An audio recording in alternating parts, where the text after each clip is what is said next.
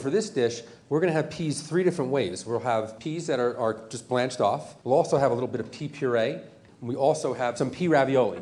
For the lobster, we have the claws and the tail. And the way I like to cook lobster is I separate the claws and the tail from the body.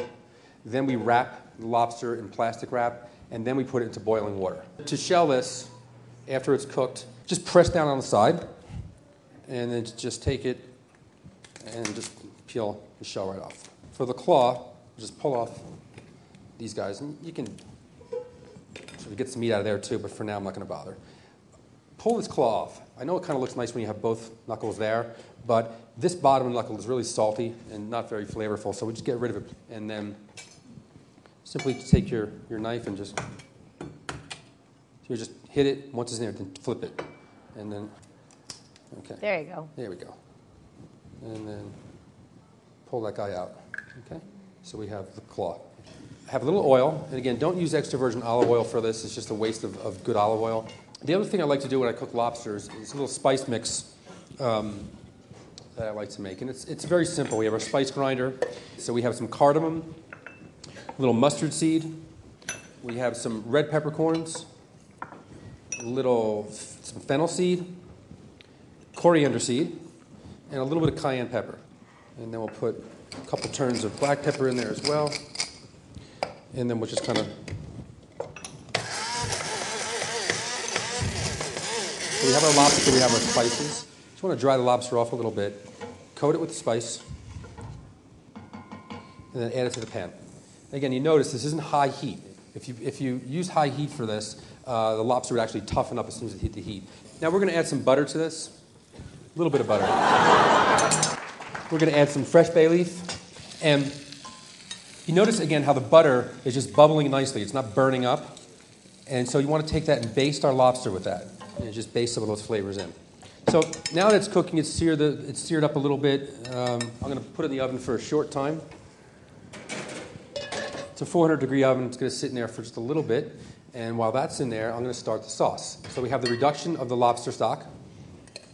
Now we have our lobster butter. So we're going to add that. And you'll see, as that starts to cook, that lobster butter, how it starts to brighten up. It starts turning orange. And we also have a little bit of creme fraiche that I want to add to this. Now again, because it's the restaurant dish, we have this handy-dandy little buzzer here.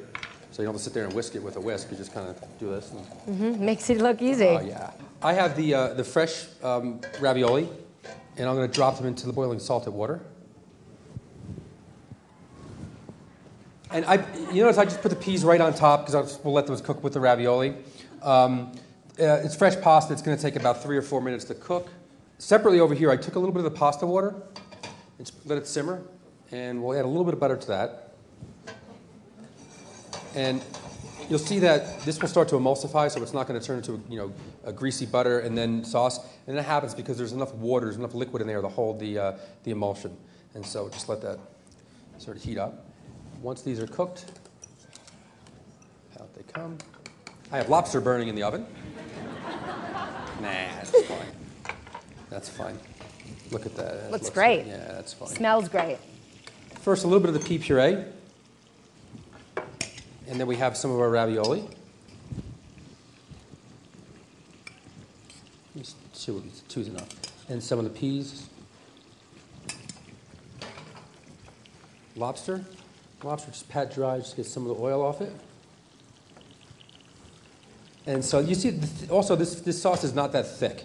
And there's a lot of butter in there, but you don't need a whole lot of it. It's pretty concentrated. And then just to get some more pea in there, we'll use a couple pea shoots in there. And that's pretty much the dish. Not bad.